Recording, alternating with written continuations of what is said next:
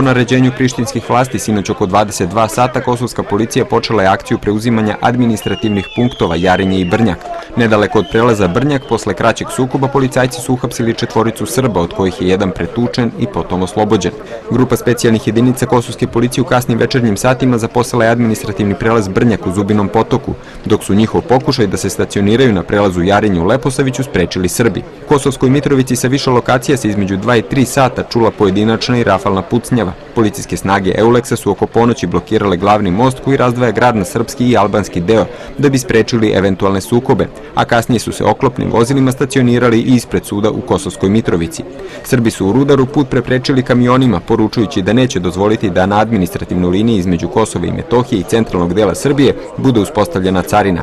U prvim reakcijama zvaničnici Srbije zatražili su hitnu reakciju međunarodne zajednice. Državni sekretar Ministarstva za Kosovo i Metohiju Oliver Ivanović upozorio je na moguću eskalaciju sukoba, a ministar unutrašnjih poslova Ivica Dačić ocenio je da ovaj čin predstavlja pokušaj nasilnog integrisanja severa Kosova u takozvano nezavisno Kosovo. Tokom jutra ministar za Kosovo i Metohiju Goran Bogdanović i šef beogradskog tima za pregovore Borislav Stefanović razgovarali su sa komandantom KFOR-a Erhardom Bilerom o razrešenju nastale situacije.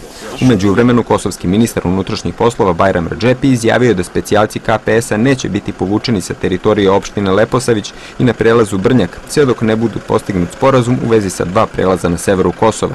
Redžepi kaže da je 5 pripadnika specijalne jedinice kosovske policije povređeno tokom noći na severu Kosova.